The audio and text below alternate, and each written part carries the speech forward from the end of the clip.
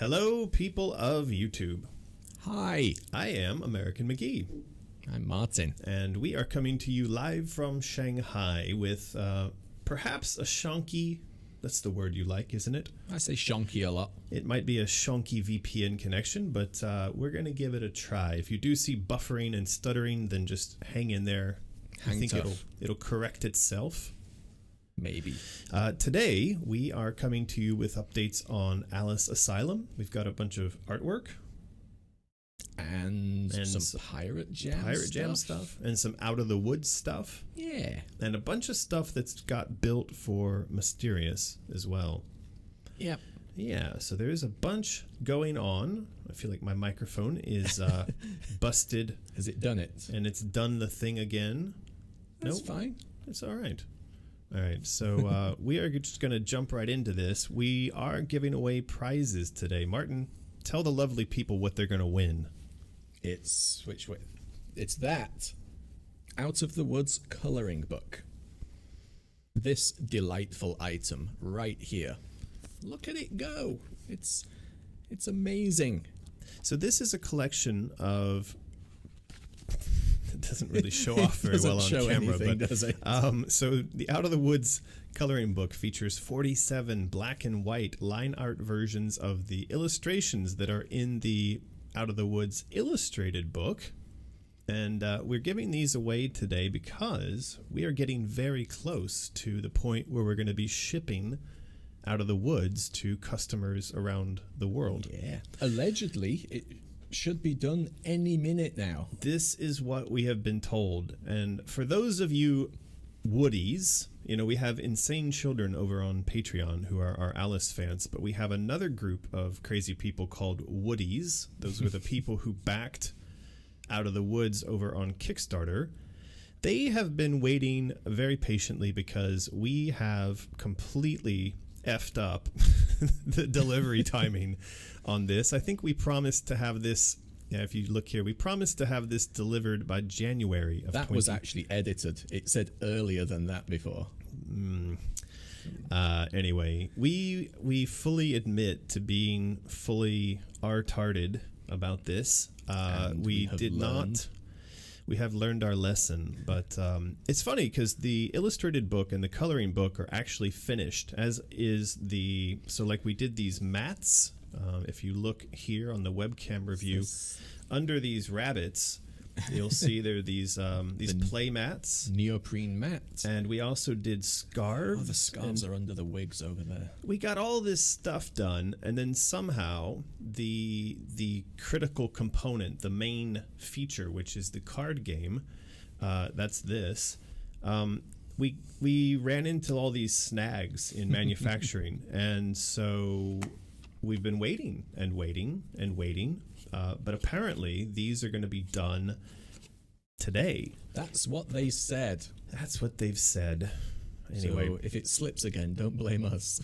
Well, who are they going to blame? This has been sort of the problem, and I understand. If you look at the comments over here, there's quite a few people who are saying, hey, you promised us this to be delivered in January, and it's now November. There is every reason for these people to be a little bit miffed.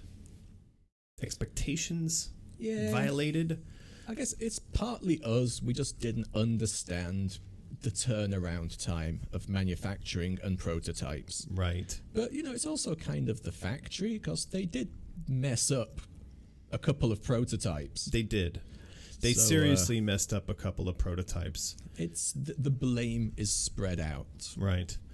And, you know, so we've had a couple people come along and be unhappy about the shipping date. And, you know, we've had a little bit of back and forth with people like Justin here, who says that I have zero room for being an SA. I still don't know what being a South African has to do with anything. But, you know, we've tried to keep it civil and try to keep some humor in there. But the main point is we have been told to expect that the game will be finished manufacturing. How many are we making? Like 4,000? Yes. Yeah. That'll be done, and that means that all of this, along with the coloring book, the illustrated book, all that stuff is going to be down in Shenzhen and can start shipping to everyone who backed it on Kickstarter and everyone who pre-ordered it over on BackerKit. Soon. But anyway, to celebrate that, today we will be giving away 4 of the coloring book. They're quite hefty. They do feel quality. Yeah. It's good. Don't remember the GSM of the paper, but it's good stuff. It's excellent. Yeah, it's got some weight to it. So there you go. There you go. Prizes That's what you'll be winning for today. when you get the command to spam the chat. That's what you're spamming for. Spamming for a coloring book. All right, let's get into our art review. First up, we have an image which I requested Omri create to celebrate the upcoming holidays. It's an excellent image. It is. What are you doing for the holidays, Martin? I'm going back to merry old England land. Ooh. Yeah. How do you feel about that? It's actually been a long time since I've flown anywhere, so I might be nervous about flying. I'm not sure. Either way, it's coming, so stiff upper lip, get it done. There you go. Well, I'm going to try to go to Thailand, but it all depends on whether or not I get my visa in my passport done in time. We'll see. But in order to celebrate the holidays, we did have Omri do up this lovely illustration, which features a collection of characters and memories and elements from the Alice games. Ooh, she's even got a chaos symbol. So she does. So I think we probably will have him finish this up, do a higher detail kind of final render, and then we could offer this for our patrons and also over at Mysterious, and maybe as some sort of prize. Maybe it could be the next print.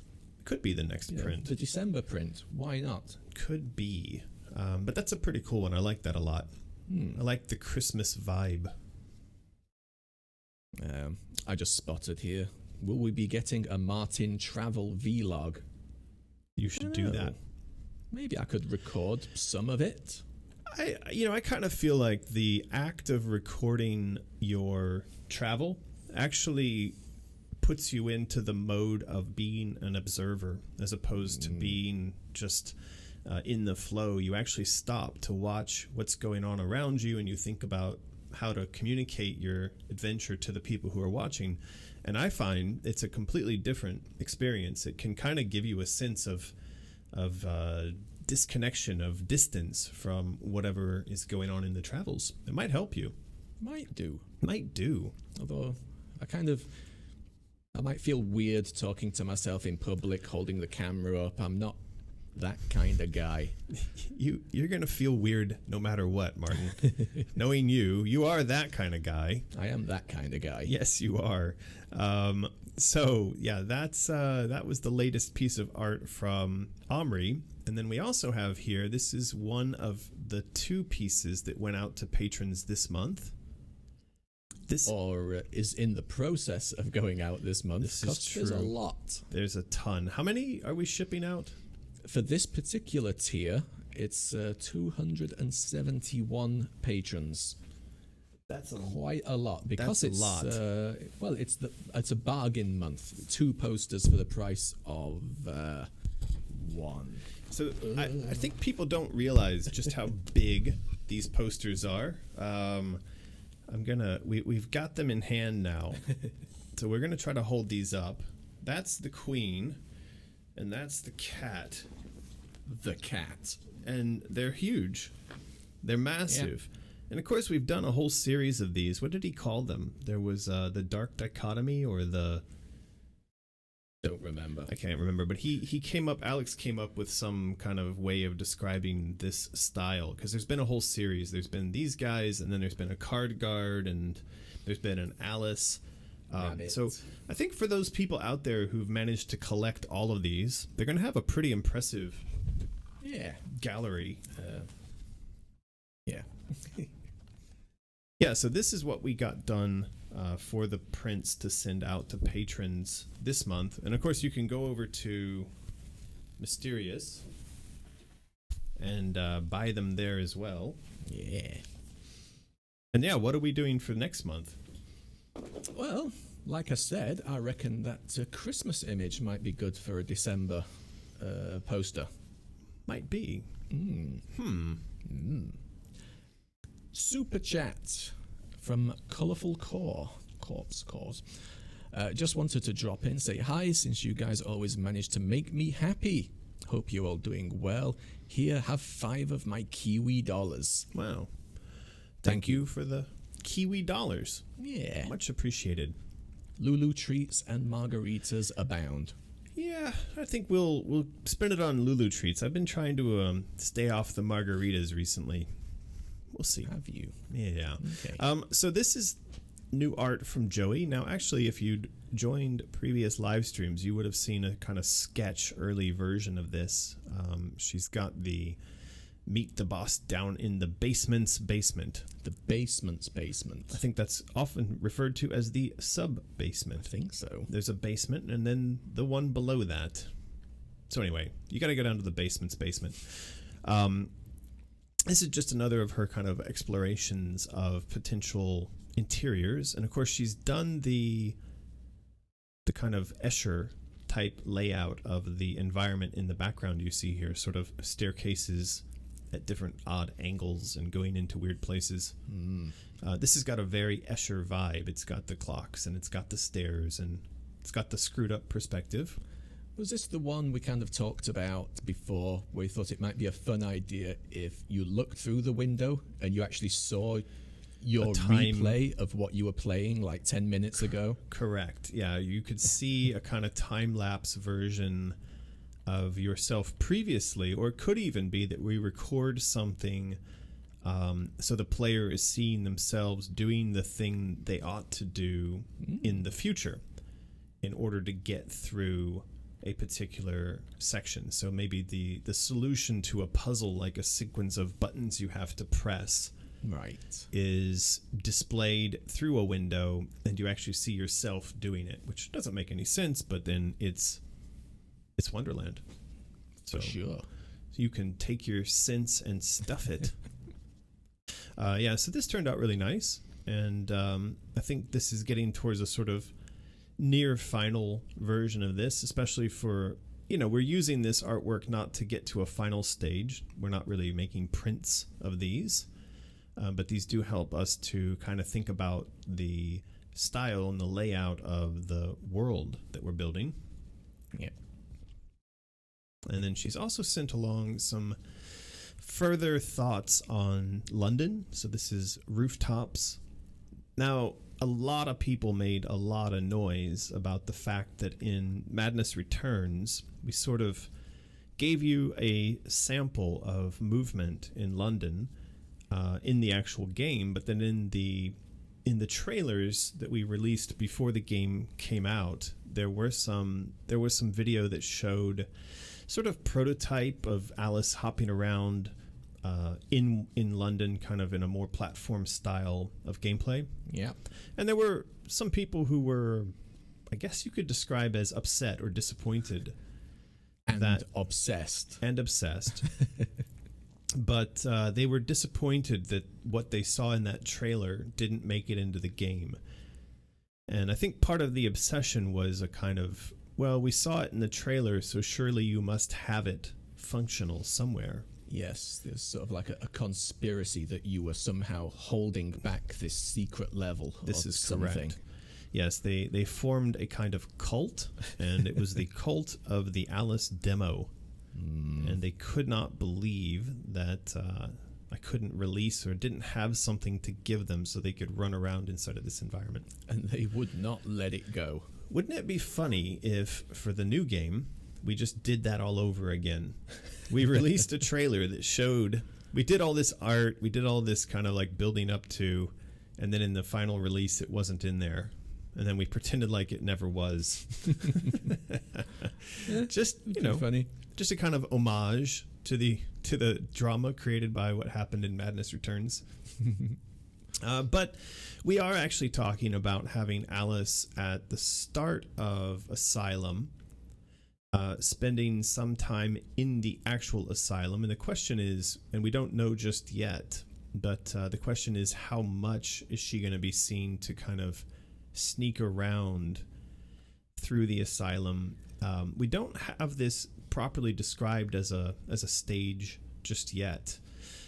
If you go over to the wiki, so this is americanmcgee.com/asylum wiki, you will see that we're doing write-ups on the movement that she makes through the world, the places that she explores, and so far we've not really described anything about London yet, but we are thinking about it. A super chat, a wild super chat appears from Chaussette. 10 Canadian dollars, merely lobster hands in the air. That's a lobster praise. The lobster praise icon. That is praise from a lobster. Thank you for the lobster praise, Chaussette. Thank you very much, Chaussette. She has been a supporter for a long time, and along with all of our other supporters, we much appreciate the support, not to be redundant. We love the support from our supporters. It's like a little family. You get to know all the names and the personalities and whatnot. This is true. Well, we are doing something quite unusual, you know.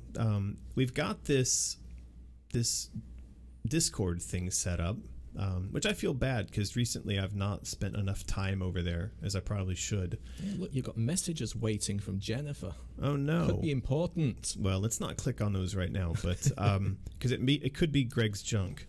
Could be. But we are actually building something pretty cool by way of this community and also the style of interaction with the audience as they comment on the story and the artwork, and that's basically our development team. Yep. Another super chat comes flying in from Ray Weatherford, another regular of ours. Thank you very much, Ray. Woohoo! Third tip of the night. Wow. Thank you, Ray. And appreciated. And Ray has also been around for a long time, lending support. Yeah. Thank you, Ray. So this is another piece from Joey. This is actually a new piece, and this is a pumpkin. And I'm guessing she might have taken inspiration recently from Halloween. I suspect so. Wah, wah, wah. She has put some new onomatopoeia in here. I like poozy and poo-poo. That's a weird one. Why? Poozy. What's... Well, you imagine that they're sort of rotting, squishy. Oh, it's supposed to be like maybe a squelchy? Like yeah. Poozy. There you go. You've done it, Martin. You've made a mouth fart. So yeah, they're doing a bit of wah, wah, wah, Wah, wah. poozy and poo-poo. It's fantastic. Oh dear. I want to continue to advocate for our inclusion of these text pop-ups in the game from time to time. We don't have to have it all the time. It doesn't have to be every time you attack or encounter a character. But I do think that the occasional inclusion of these in-game is going to lend, an intentionally kind of childish and cute air to the thing. And we have to keep in mind that while it's going to be an M-rated game and while it's going to be full of blood and guts and terror, it's also that the main character is a 13-year-old girl. And having her perspective on this terrifying stuff mixed together with her little kind of whispering to herself and singing to herself and seeing the horrible monsters that she's encountering through this sort of childlike lens, I don't think it's a bad idea.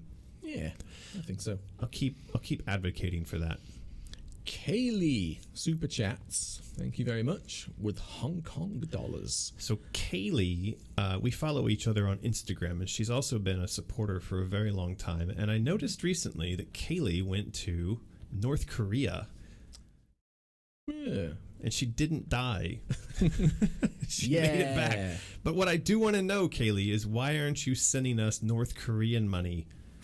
I'm disappointed. Well, she says just wanted to say hi. Well, thank you. Hi, Kaylee. Hi back. And I'm glad to know you survived North Korea. What is the currency over there? Dead babies? I don't know. I mean, based on what you read about, the Korean currency is called the won, W-O-N. but I don't know what the North Korean currency is called. Northern Won. North Won. Maybe.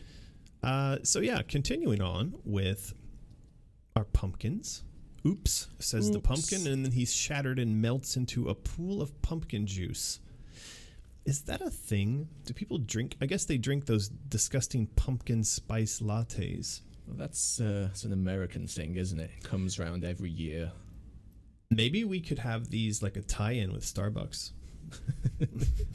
Maybe. No. Okay, I'm just kidding. Alice on Elm Street. Thank you for the super chat. What about having a comic book setting that adds the sound pop-up? We have mentioned this, that it would be an option.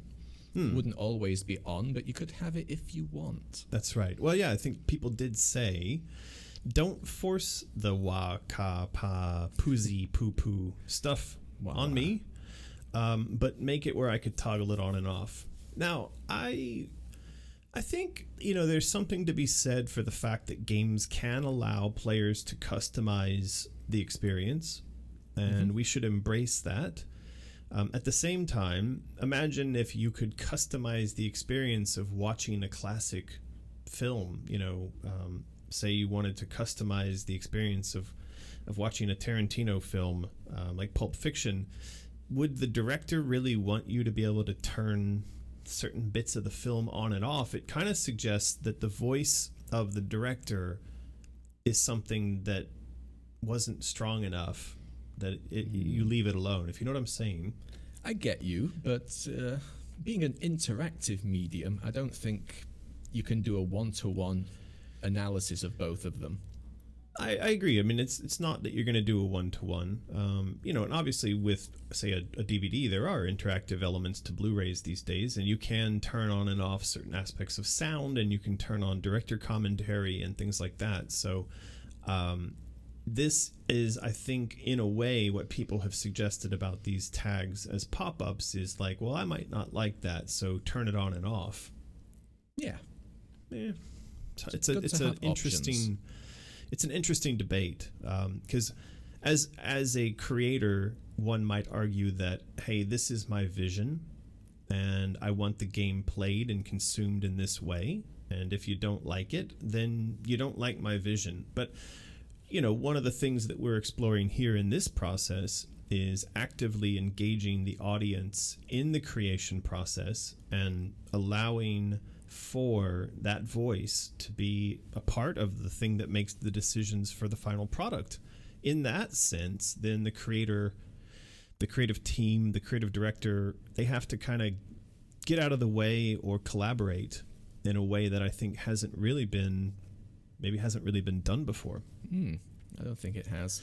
Well, and there is in the creative industry, there's this concept of too many chefs. Like that, if you allow too many chefs into the kitchen, that the final result won't be as good. And I think this is a question. Does the process that we're engaging with now of crowd design somehow result in a product that's diluted, that's not as it's sort of blurry, it's not as in focus, or do we result in something, because it is an interactive medium, in something that's superior? You've said before, although it is a crowd designed thing, it's also not a democracy. Right. So there is still a vision that won't hopefully be diluted by having too many cooks. Right.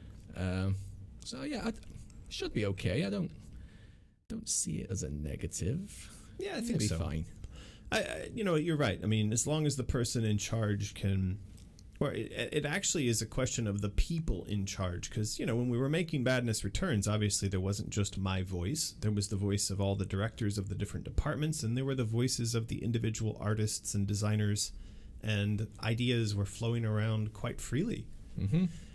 And I think it's the sort of idea of the director to take those ideas and to blend them together in a way that makes the team happy, makes the audience happy, makes the property happy. I think there's one of my favorite quotes is that the true genius in creativity is not it's not being original. It's in knowing how to hide your sources.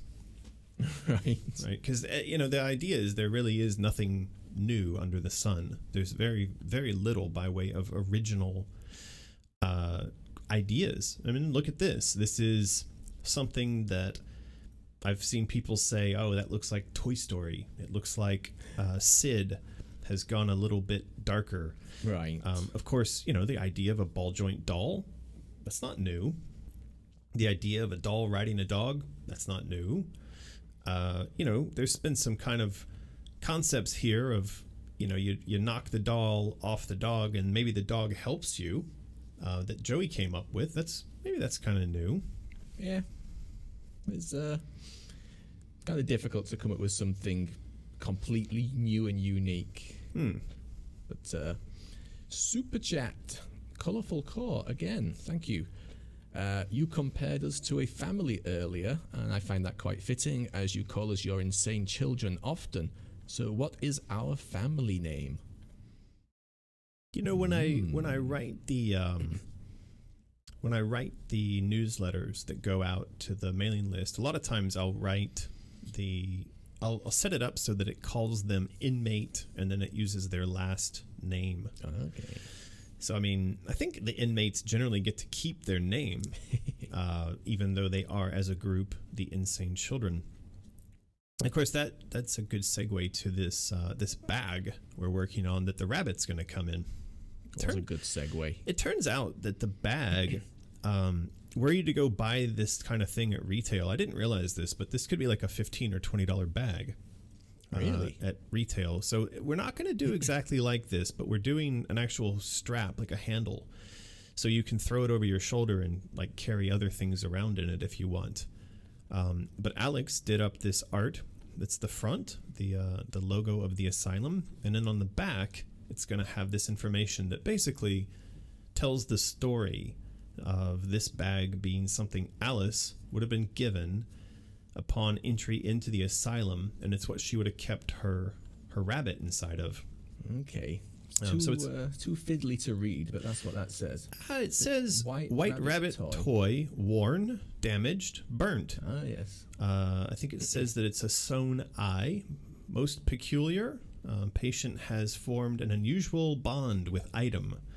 Patient prone to, I don't know, something delusion, rage, hysteria, and violence when coupled with rabbit, extreme caution advised. So yeah, it's just a bit of a write-up about the state of the rabbit and Alice when they enter into the asylum. And of course, those of you who have been following along on Patreon, we are working on rabbits. There's one. And Martin's got the other. This is actually the black-eyed version, and Martin's got the brown-eyed version. That's a version. I don't know what's going on with that one.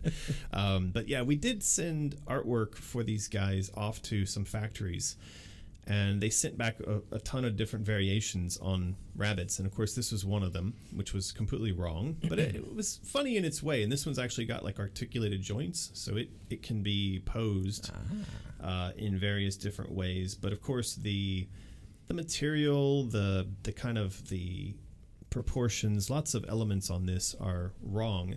This guy is basically, he's right. The abs on that rabbit. The abs. Yeah, a lot of people have been calling those abs. There was somebody on Twitter who said, God damn it, that rabbit has better abs than I do. They're not really abs. I think they're meant more to be stitching from damage, like damage repair. And of course, he's got this whole section here that's actually kind of double stitched. Let me see if I can get that to focus. Anyway, that's sort of double stitched from damage, and he's missing an eye there. And then, of course, if you note, this one's got a stitched nose, meaning it's thread material on his nose there, and he's got a black button eye, whereas that one has got a plastic nose, which we felt was kind of out of time, out of place, and he's got a brown eye. Now, there was some kind of discussion about whether or not we used a black or a brown eye, and in order to solve that, I decided we'll just include both. I would have thought brown was the way to go, but seeing them next to each other now, I think black is right. Yeah, I think this could be a kind of personal choice. That's why I felt like at the end I didn't want to argue about it, really. I thought, you know what, it's easy and it's cheap. We'll just throw both the buttons in there. Why not? It's going to come with the black eye attached, but this brown eye will be in the bag floating around. So when you receive the rabbit, you can remove the black eye and pop on the brown eye. But the nose will be like this. It's going to be stitched instead of plastic. That's just done. It's just the way it is. Yeah. And of course, they will arrive, they will ship and arrive in this bag, in the Rutledge Asylum bag. And I don't know. Did we ever get in the office the other prototype that is hilarious? The orange one? No, the sort of really intense stare one. Oh no. Did we not? No, it's the weird part. Like, there's been a couple of prototypes made that they just won't send to us. And that was one of them. Prototypes we paid for. That they don't want to give to us. And I think it's because maybe they're so embarrassed. They're like, oh geez, don't share that with them. I really liked that other one. Yeah. All right, well, it is time for a giveaway.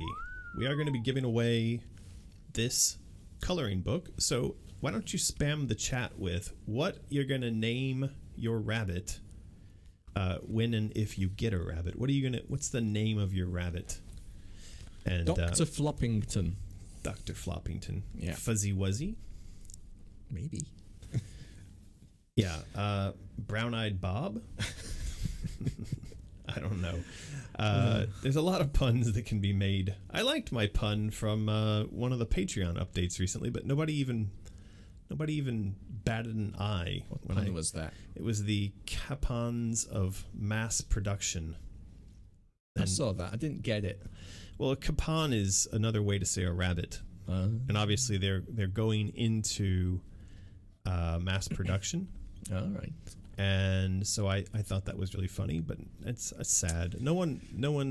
The only person who laughs at my puns is Jennifer.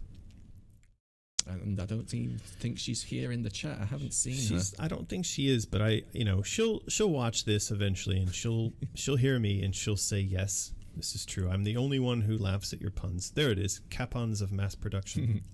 I thought that was great. Lots of good names coming in. Conrad the Magnificent. Foo-Foo. Foo-Foo. Meep. Hellbent. That's a good one. Captain Hops. Captain Hops. Like Judy Hopps from right. Zootopia.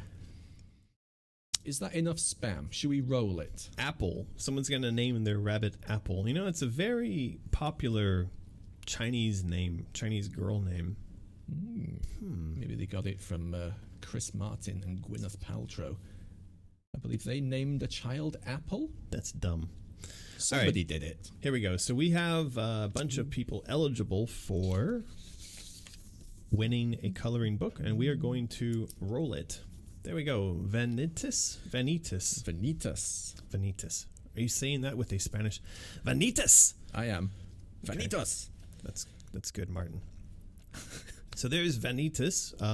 So you know the drill, maybe. You need to email mysterious@americanmcgee.com, and you should include your mailing address, your phone number. It's a good thing to include your actual name. Some people don't seem to do that, and I always feel weird sending prizes to like people who've got just names like Cheshire Kitten or Truth Decay. It's like I don't think the postman's gonna dig that. But yeah, mysterious@americanmcgee.com. Include your mailing address, your phone number, your actual name, and also please do mention that you won a Out of the Woods coloring book. Please do, and we will get that prize to you right away. There you go. Well Vanitas. All right, so this is further exploration of the dog at night concept by Joey. And so she's kind of mapped out an idea here that you arrive somewhere and there's a bunch of dogs just milling around. So her first job is to actually whack them and drive them away. Okay. Do you think we're going to get in trouble for dog abuse? Probably not. I mean, there's a bunch of video games out now where you can kill animals and stuff. Or feed feminists to alligators? Don't know if there's any of those games out yet. Surely you've seen this controversy. I haven't. I stay away from the news these days. It was like huge. I mean, even PewDiePie and Markiplier and all these, I don't know who else got involved, but the guy who got his YouTube channel banned for feeding, he was playing Red Dead Redemption 2. All right. And so he had like a series of videos, and there's a suffragette that's, you know, a ye olde feminist on a street in one of the towns. And so he goes up to her and he knocks her out and he lassos her and he drags her behind his horse out into the swamps and he feeds her to an alligator. Maybe I saw something about that. And some people got upset. So they're saying that you can do that to any other character in the game, but Yes. you're not allowed to do it to a suffragette. Protected class. Right. Don't Gotcha. feed feminists to alligators. Generally, in life, I guess that's a pretty good rule. Right. But But, you know, I kind of feel like if you were playing that game and, you know, so one of the other things he did was he put her on the railroad tracks and let the train hit her. So there are people calling for sort of protection, right? They don't want this to be a thing. And I thought it would be actually really funny. And they were also saying that maybe Rockstar sort of intended for this kind of thing to happen because she's on a street where you have to go to get equipment and she's really annoying. Like she's constantly screaming and yelling about her issue. And so there may be a kind of subtle joke that Rockstar played on everyone to do this setup. And then I thought, well, if they had done all that and then you put her on the railroad tracks and when the train hit her, it just derailed and flew off into the world. that would have been an even better commentary. Or if you gave her to the alligator and when the alligator ate her, he died. Or he just turned his nose up at her and walked away. I mean, that seems to me that contains an even... The point is, let her be normal, you know? Let her get eaten by an alligator. Let her get hit by a train, just like everyone else. They want equal rights. Exactly. So you should be equal opportunity alligator food. Anyway, I don't know if we're going to get in trouble with dog abuse. Well, there's nothing that says the dogs have to die. I mean, you could attack them and they could just collapse in exhaustion or something. I like how she always draws dog butts. That's attention to detail. It's amazing. They all have little... I feel like we need a shirt. It's just like... boy. Joey. So Jennifer, yeah, if you're watching, maybe we need a dog butt t-shirt. This would make a really good one of our embroidered pins. Just like a dog rear with a butthole. Boy. Okay, so anyway, you do go into this area. There's a lot of dogs, and then, of course, she drives the dogs away. And so she doesn't say... She does spend a lot of time killing... Oh, I see. They do become dog knights.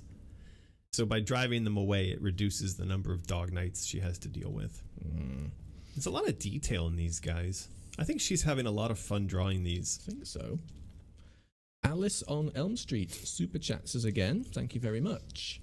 As a feminist, I find the feminist thing dumb. If she's a character, then she has as much chance of dying as any other character. This is correct. True dat. I agree with this, and I also think that as a person who believes in equal opportunity and equal rights for all people, colors, races, creeds, that by calling out something like this and saying that that person ought to be a protected class, you violate the very logic of the thing that you're arguing for. I know it doesn't mental. make any sense. and of course it creates a kind of backlash, which when people call this out then results in the other side claiming that you're a misogynist or you're anti-feminist, and it doesn't go anywhere. It doesn't help anyone. It's completely irrational. You want equal rights, then you get eaten by an alligator. But appreciate the super chat there, Alice. And I also appreciate that you, as a feminist, get the point. And I'm glad that you're here and you're talking to us and you understand our humor is not against anyone or any class, but that kind of reaction to that kind of thing is silly. Yep. Colorful Core is back with a super chat. Thank you. My boyfriend wants to play video games with me, so I have to go. But have an amazing stream, and I would love that as a pin. I assume she's talking about the dog There butt we go. pin. Dog butt pin. It seems like it might be a thing. Wow, that's going to be the next Patreon exclusive pin. And people, it's like, where did you get that? Pin. All right, Color for Core. Have fun playing video games with your boyfriend. Throw some Whichever feminists game in it front of a may be. train. And we will see you next time. All right, so she has done up, and here we go. Here's equal opportunity. Yeah. You've got Dog Night Boy and Dog Night Girl. And you have primarily white dog and brown dog. And brown dog. This is diversity right here. Yep. Nobody could possibly complain about this image. Yeah, well, they will. Somebody will complain. But yeah, this is a pretty fun idea. I think she's having a lot of fun with this. And she's doing a lot of exploration around this. And if this doesn't end up in the game, I have a feeling that Joey will be disappointed. I think so.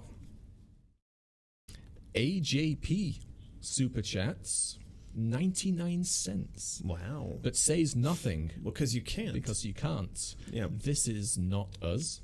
This is just a function of YouTube's super chat. That's correct. What is it, $2? I don't know, but there is a minimum. There is a minimum before you're allowed to say something in a super chat. But AJP, thank you for the 99 cents. It's Thank very much you. appreciated.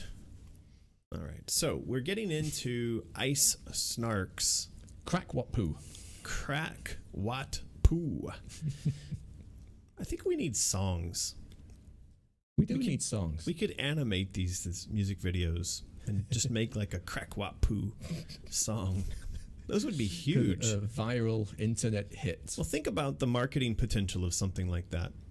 Yeah. And that was a point I wanted to touch on today, and that is we are creating a lot of physical goods. And I've said this before, but I'm not sure it's been stressed quite enough. There are cracks forming in the business model of video games. They're becoming incredibly expensive to develop. They're becoming insanely expensive to market. You know, budgets are growing, team sizes are growing, crunch is growing. Marketing is becoming ever more difficult and expensive. And my sense is that one of the ways to get this sort of thing under control is doing what we're doing now, which is engaging the audience from day one in the design and the promotion of the product, but also starting very early with merchandising and using the merchandise to tie into a constant awareness of and growth towards the launch of the game. So for those of you who are out there watching, and maybe you wonder sometimes, why are these guys making so much stuff? There is actually a kind of madness, a reason, a plan to the madness. There is. AJP is back with $5. Thank you very much. Simply to say Lulu butt pin. Lulu butt pin. Lulu butt pin. Well, we are making just a straight up Lulu pin. This is the patch. special pin, or sorry, patch. That patch, I've actually been throwing that into some of the mysterious orders recently. So if you get one of those in a mysterious order randomly, it's just because like from time to time I just like chuck one in a box. Lucky raffle. Yeah, it's just sort of like a have fun, have a Lulu. But anyway, that is a Lulu patch, and those are really cute. But generally, that is the special 10th patch for patch set 2 for the next Patreon. But we're not calling it exclusive. Are we not? No. Okay. Remember that. We're not calling it exclusive because we do want to be able to use it for promotion and other kinds of giveaways. Mm-hmm. But this is the second patch set, and we are working towards this as a goal over on Patreon. When we hit, I don't know, what is it, 2,500? 2,800 patrons. Yes. This will unlock, and then everybody at $10 and above will get this mailed to them anywhere in the world for free shipping. It's actually a really good deal. It really is.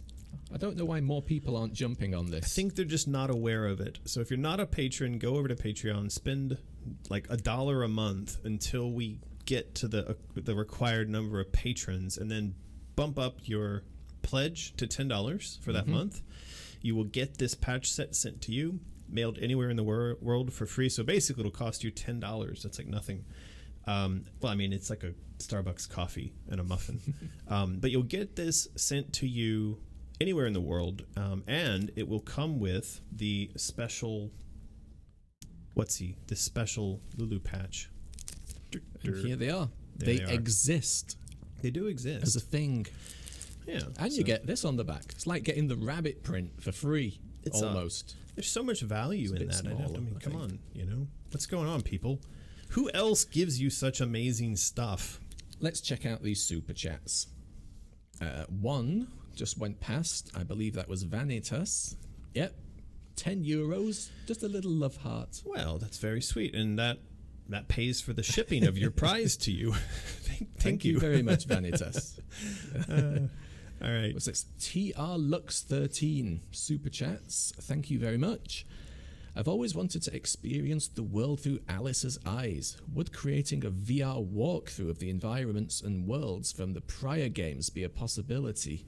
It would be an interesting concept. That's a very interesting question, because the answer to that is it's already sort of been done. The assets from the previous game were actually handed over to some friends of ours here in Shanghai who are running a studio that builds AR VR stuff. And one of the things that they were building towards was a kind of prototype or a demo to show these guys who are going to, I think they're doing like a shopping mall installation VR centers or something like that. And it may even be one of those ones where you wear the backpack and you've got the headset. What was that called? The Cave? I think that was called. I don't know. There was a business that was running on that premise in the States. I think it may still be there. Anyway, so apparently that exists. They used our assets and they built a kind of Wonderland. But I've not ever seen it. I need to go over to their office and check it out. I've been told. Okay. But this conversation comes up quite often, and my sense is VR and AR aren't going to be a thing for the masses until it's a contact lens you can just pop in and it works.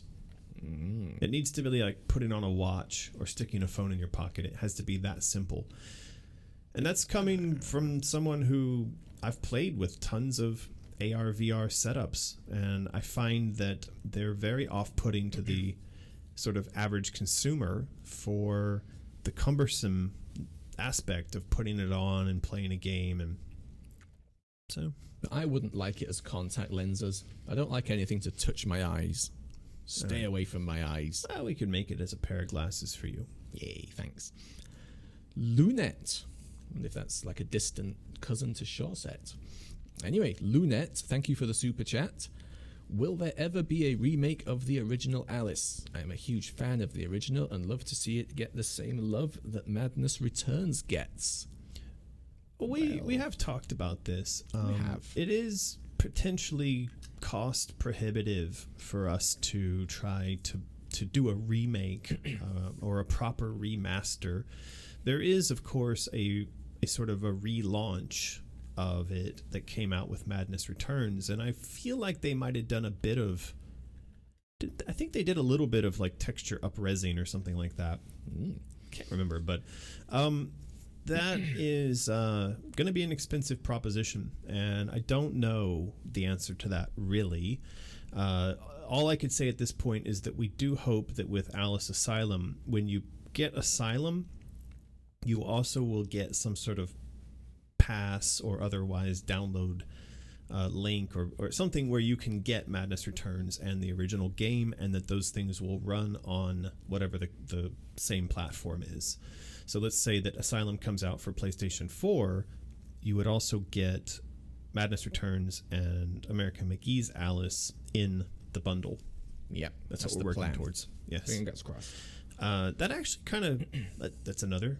You guys in your super chats are great. You create phenomenal opportunities for segues. Keep it up. Please do. Yeah. So this is a digital park in Thailand. Now, I posted about this on a recent Patreon post, and apologies for the chunky, low-res nature of this image, but this was all I could find. Anyway, this is an area in Thailand, and I love this. It's called sriracha, which Americans probably know sriracha as something called rooster sauce. It's like a spicy sauce that you get when you go to eat Thai food in the States, and it looks kind of like that. Now, I love rooster sauce. I think everybody loves rooster sauce. It's very yummy. You see here upstairs, have you not? We have like 3 different kinds, and that's actually kind of interesting, because it turns out when you go to Thailand, you do find multiple different kinds of sriracha sauce. And of course, if you go to the States, you find there's a Vietnamese brand. There's a Thai version. I think the American version has, it sort of has like English, Chinese, Thai, and Vietnamese written on it. And so it all depends on who makes it. But yeah, if you look here, this actually has English. This is Vietnamese. It has Chinese. And of course, this is made in California. This factory is actually famous because they got in trouble for stinking out their neighbors. Right. Their factory was emitting basically like chemical weapon amounts of spicy stuff into the air. And so they got kind of in trouble. They had to put filters on the wrist. They had to put filters on their factory, on their chimney. Yeah. Okay. Super chat from Nox. Thank you. Will Alice Asylum follow the same gameplay as the first game, or will there be something new like co-op, character stats, and character levels? Yeah, go over to americanmcgee.com/asylumwiki, and there are several pages which describe essentially what the game is going to be, and also the target release dates and the platforms. It talks quite a bit about gameplay. And so the simple answer to your question, and thank you, Knox, for the $5. The simple answer to your question, it's going to be very much like the first and second game. The Alice games are, by and large, single player, narrative driven, action adventure platform games.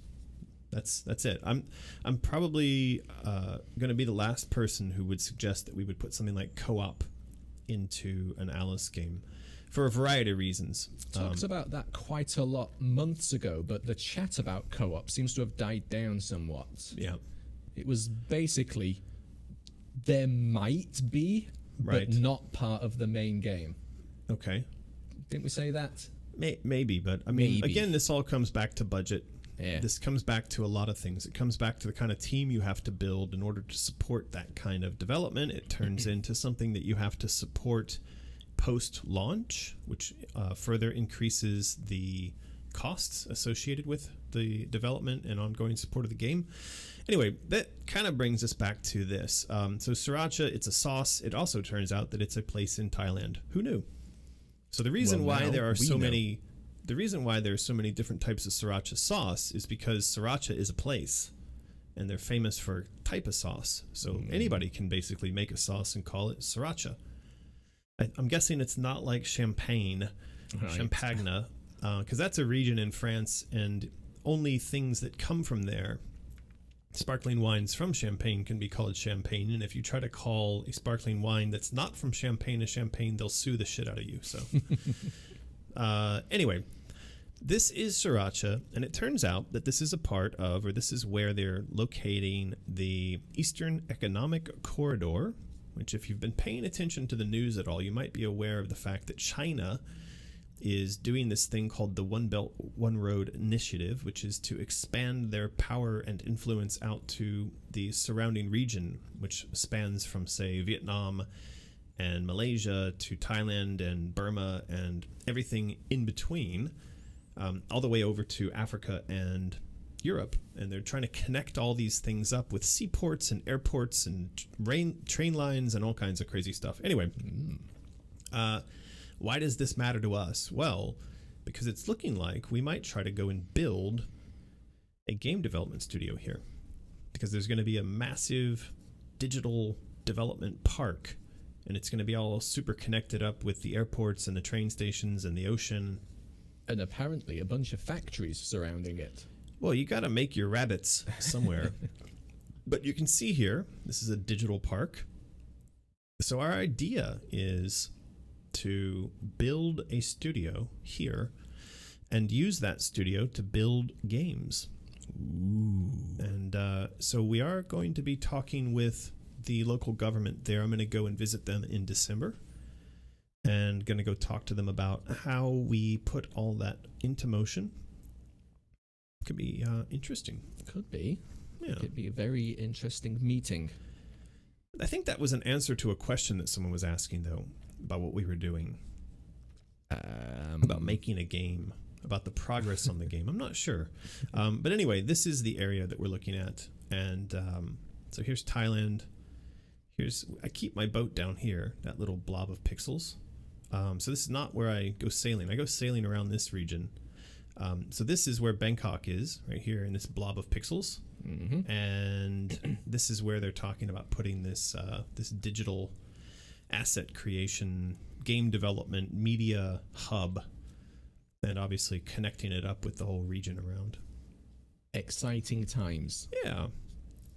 Yeah, well, so that's how we're going to, I hope, get the game made. Getting lots of expats to move to Thailand. I'm sure it would be very difficult to get people to move to a tropical location to make games. You would be surprised, Martin. So anyway, we're back to Crack What Poo. And this is an ice snark, which we did have in the previous games. Indeed. A super chat just appeared. Lucas Severin, thank you very much. So the ranks of the insane children are like McGee and Martin, patriarchs. 100 to 500, Wonderland, Wonderloot. 75 psych ward inmate Sarge. 35 asylum patient. 15 certified insane. 2 to 10 possibly insane. Are you talking about Discord ranks? I'm pretty sure that Lucas is, and thank you for the super chat, Lucas. That's much appreciated. But I believe Lucas is talking about this on Discord, but I don't know what the patriarchs means. Wonderland Wanderer. I don't know what that is. It's similar to the ranking system on Discord. This is triple trip. Why didn't he mention that? I mean, there are different ranks. Different. This is the ranking on Patreon. At the top level, obviously, would be myself, and then we've got our mods. Thank you, Josie, for being an amazing mod, and Never Too Dark to Play. Thank you, and Magus for being our wiki editor. And then these are our high level supporters, and so when you support on Patreon, you get a level ranking based on your level of support. Yeah, it's very nice of you, Arrow, and all these guys, Dragon and Cat and Lord Gigglefist. Thank you, Lord Gigglefist, for being high-level supporters. And then it just kind of goes down from there. Triple Trip Henning is the people who do the $35 a month for 3 months in order to get an art print of their choice. Lots of those this Insane month. Children. So, yes. Yeah. I saw a question. Where was it there? Walking Dead Girl. How do we get into Discord? Well, it's a Patreon perk. $5 and above, you get access to Discord. Simple as that. This is true. Yeah. So this is another bit of art from Joey. Now, something she's done that's changed this significantly compared to the last games is she's made them huge. Well, they're a bit bigger. Or she's made Alice a lot smaller. Because if you remember these guys from the first game, for instance, I think they were sort of like waist high. They certainly weren't this big. So these guys are pretty massive. Now, I hated these guys. Why? There was something about the way they moved, and I think that they're the kind of creatures that they like to vanish back into the ice, and then they do like the little antenna sticking up thing, and you've got to go. I mean, the way to get them was to use the hobby horse, Okay. and to whack them under the ice. Seems simple enough. Yeah, but yeah. Anyway, it is contest time. Look at that. Yes. 10 o'clock. There you go. So we need you to spam the chat in order for you to win a fantastic Out of the Woods illustrated book. Now we're giving these away because coloring book. We are giving these away because we are getting very close to the shipping of these and all the other Out of the Woods bits and pieces to people all around the world. Hopefully, today is the 15th. That means the factory is done with manufacturing these games, and that means that everything can go out. Yeah. But today we're giving these away, and so we need you to spam. What are they going to spam, Martin? I don't know. If you were in the woods, what's the scariest beastie that you could encounter? If you were out of the woods, what's the scariest beastie you could encounter? Spam away. Man, bear, pig. Man, bear, pig. I hear that South Park did a Red Dead Redemption episode recently, and they had Al Gore come back. But I don't know if Man, bear, pig made it back into that episode. I've not seen that one yet. Don't know. Maybe a honey badger. Do you know what Man, bear, pig is? I have no idea. This is quite... So this was back in the day. South Park did an episode that featured Al Gore, and the premise was that he was going around screaming about the certainty of global warming and how we were all going to die, but they wrapped it into the allegory of a thing called Man Bear Pig. And of course no one believed him that Man Bear Pig was a thing, and so the whole episode was about him trying to convince everyone that Man Bear Pig was real. Was it real? Yep. Okay. It was, and they shot it and they killed it. Anyway, that was a long time ago. It was a funny episode, though. So we have filled up the chat. We've got Wolf Pig, Gobeard, Roach An Girl. Alaskan bullworm. What's a roach grill, Lucas? The roach. That's disgusting. grill. Although they do have roach grills in Thailand. They serve roaches like water bugs and... Oh, Naira, she had to politicize it. Donald Trump would not be the scariest thing that you would meet in the... Oh, Lunette is doing it too. Oh, boy. I saw a John Oliver talking about Trump again, as he does. It was quite funny that... I forget the movie he appeared in. Oh, right. When he made that kissy face. It was disgusting. That's pretty scary. That was really, really disgusting. All right, I think we've got enough going on here in the chats to roll it. And so, Magus, our trusty wiki support creation technical editor person, you have just won. Title. Yes. You have just won an Out of the Woods coloring book, so congratulations. Well done, you. And I have a feeling Magus knows how to do the thing, but just in case, be sure you email to mysterious@americanmedia.com, include your mailing address, your phone number, even your real name. Oh, no. It's probably Magus. It probably is. And then... here we go. There we go. Now it's back. All right. Sorry, everyone. We saw that drop out, and we know why. We had an internet fart. It's the VPN box. Every hour or so, it reorients itself to a new endpoint, and once it does that, everything kind of like stops for a minute. And so we think that's what just happened. But we also think you're all probably back because it looks like data is flowing again. No, but the chat isn't flowing again. Give it a minute. So anyway, this is another piece of artwork. This is yet another image from Joey, and she's done a whole area that's a sort of lantern snark frozen area. So beautiful. It is. Wow. So beautiful. Wow. What? Moving star. Moving star. What's going on here, Martin? Read that in a hoity British accent. I don't have a hoity accent. I'm from up north. The Christmas star leads her to Lantern Shark. Alice needs to fight it. When the fish loses 2/3 of its hit points, it will hide. Alice will find several stars hanging from nowhere. She needs to destroy all of them to make the fish show itself again. So you have to destroy the stars in order to make the fish pop out. Is that right? Seems like it. So is that him hiding behind the... I don't think we need to hit the stars. I think I can see him hiding. Oh my god. Oh, look, I get it. He's one of these sort of like the lantern fish that have the star on the end of... That is fantastic, though. Look at him just lurking. Just hiding behind the trees. Like you wouldn't see this maw just like hanging out back there. Like when a cat stands still and thinks you can't see it. I like that she's got a hand out to it, too. She's like, whoa. I just like it behind the trees. That is fantastic. Joey continues to impress. That ought to be like a new kind of Christmas tradition. It's like, here's our tree, here's our wreath, here's our... Oh, and there's our fish. The Christmas lantern shark. What the F? Don't you know about the Christmas lantern shark?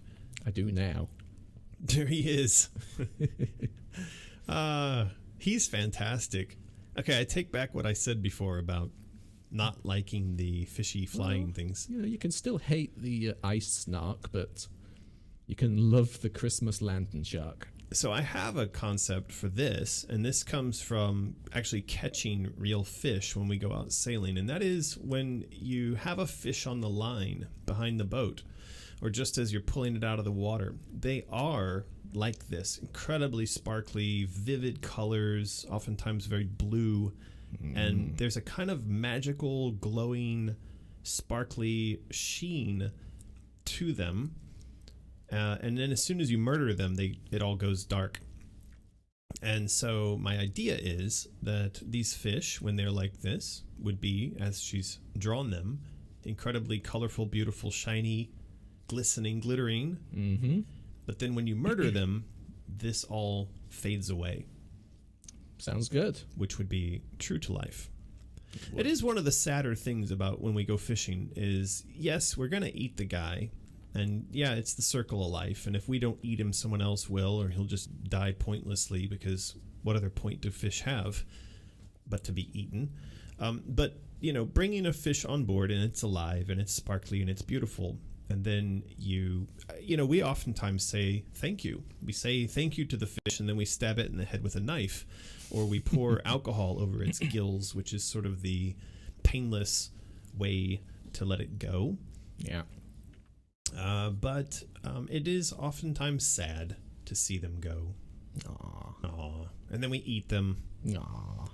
And then we poop, and it goes out the boat into the ocean and the circle. And then the other fish eat that.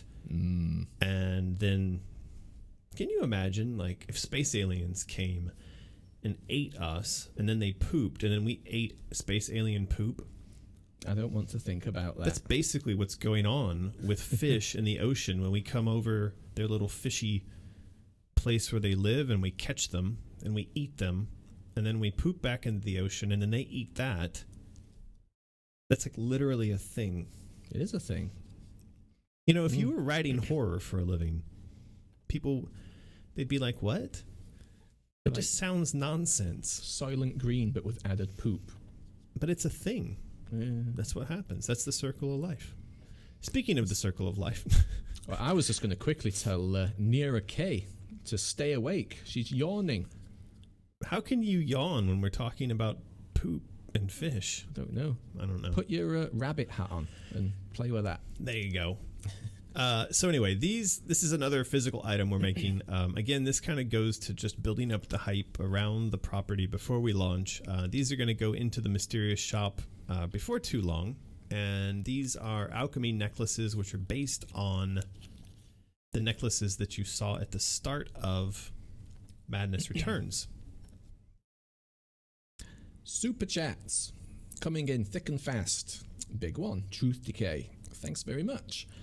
Hey, American and Martin, just went and had a look at your new shirt designs on Mysterious. Very nice. I impulse bought a bunch of stuff, but please restock Solvay shirts in non-scoop neck. Okay. I've wanted one for a while. So I think Jennifer is in the chat right now. She is. All right. Well, right Jennifer has been helping out with shirt designs, and also stocking stuff in the shop. So Literally. Jennifer, there's a request for you. Literally stocking stuff. Yes, she has been. And then Ice Killer says, Speaking of winning stuff, I just got my patches I won 5 months ago. And pig tongue for dinner. well, there you go. Really? It took that long for the patches? Yeah, well, I wonder if Ice Killer cares to explain why it took so long for his patches to arrive. Is there a story? There is indeed. It might have something to do with the fact that Ice Killer sent the contest I won information to the wrong place. Right. And then he didn't follow up for 5 months. And then when he did follow up, what happened? We sent his stuff to him. But yeah, he's not going to say that. He's just going to make it sound like we didn't send him his stuff for 5 months. But we did. But we did. And he got it eventually. He So did. everything worked out in the end. There you go. Yeah, this is like the box that those necklaces are going to go in. Turned out pretty cool.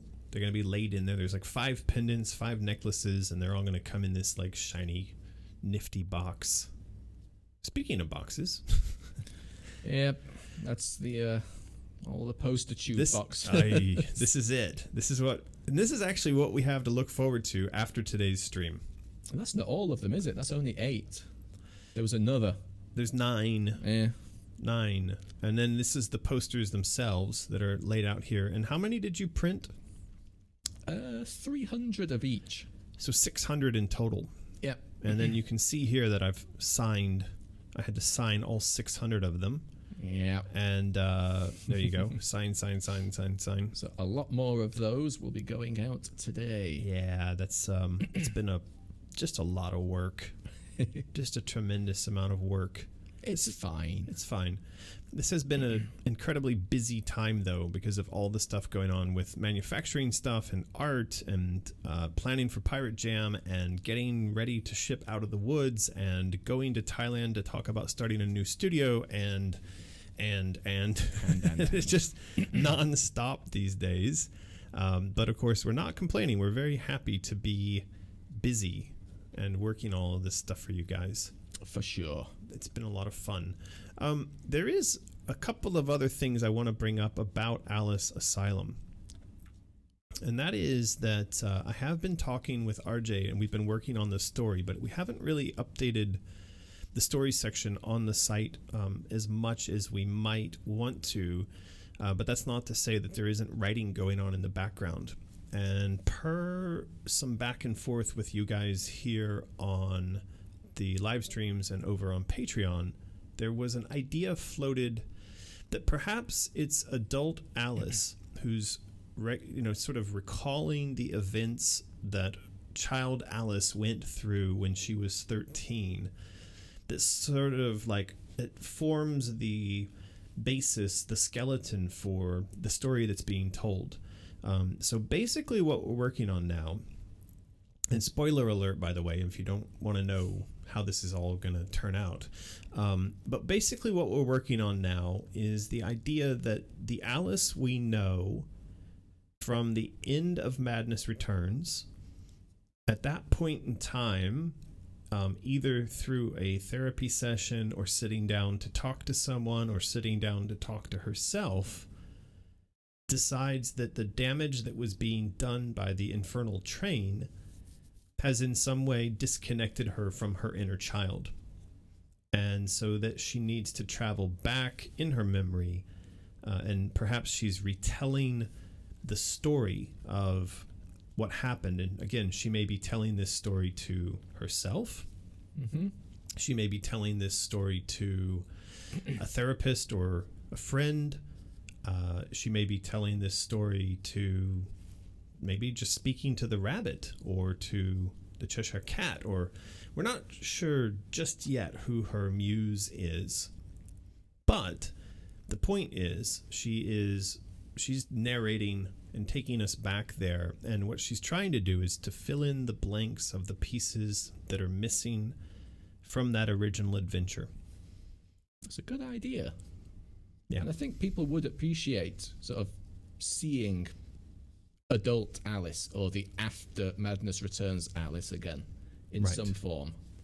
Yeah, I think that this is something we've heard from the fans multiple times now. We want to see where she's gone after Madness Returns. And I think that's a fair point. And I also think that after Madness Returns, she might have reached peak madness. Because just think, she has just pushed a man in front of a train. And that might have been... Huh? Deservedly. Well, and that might have been in itself a bit traumatic. I mean, of course, it's cathartic, but she has murdered somebody. Yeah, I guess. Ray Weatherford super chats. Come on, viewers, let's get a one-up tip train going. There you go. Yeah, that's okay, Ray. That's fine. Thank you, though. Much appreciated. We will buy some Lulu treats with that. You don't have to, but, tip if you want. So that is the kind of stuff that RJ and I were currently working on for the story. It is the setup for adult Alice revisiting the period in her life when she was in the asylum. And, of course, a lot of that, I think we're going to have her explain, was either destroyed by the infernal train and or has just sort of been forgotten to the mists of time. But I suspect that adult Alice is looking to find something in that period, in that history. Lucas Severin says here something that's very on point.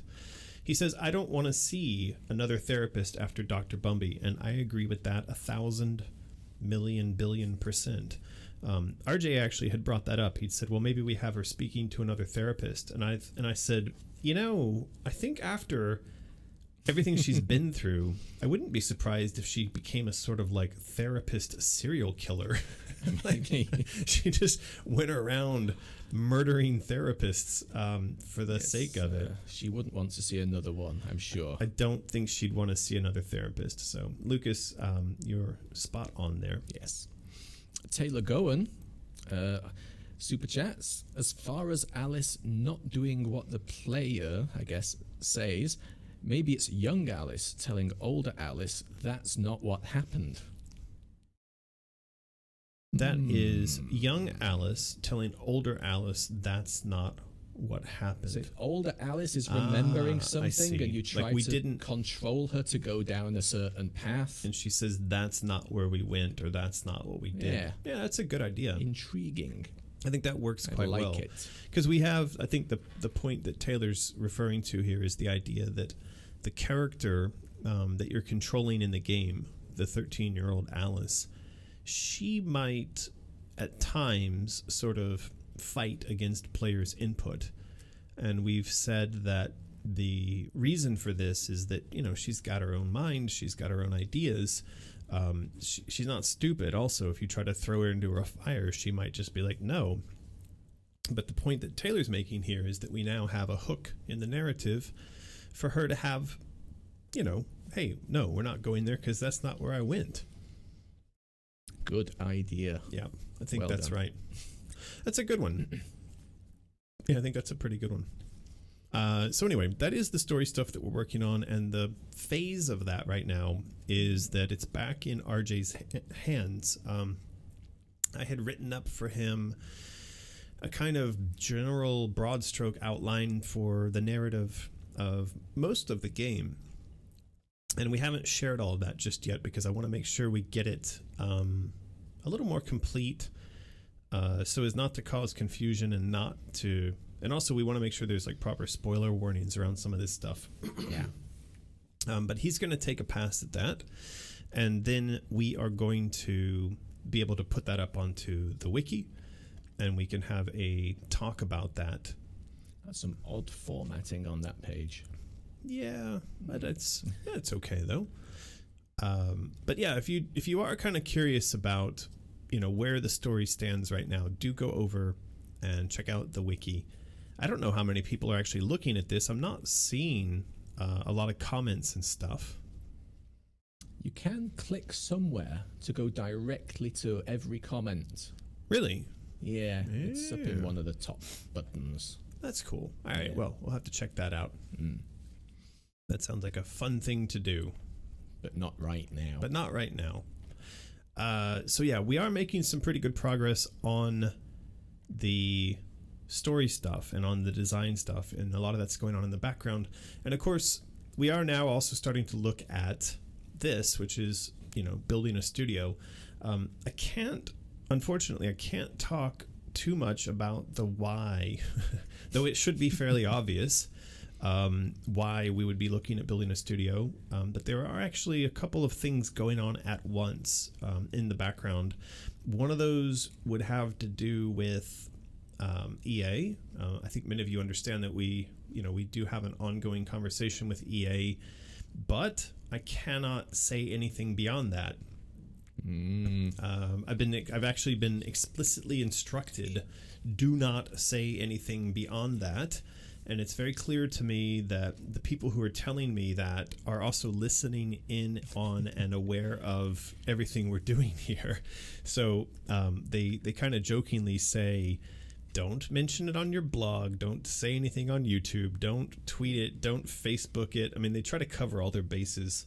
Joking, not joking. Joking, not joking.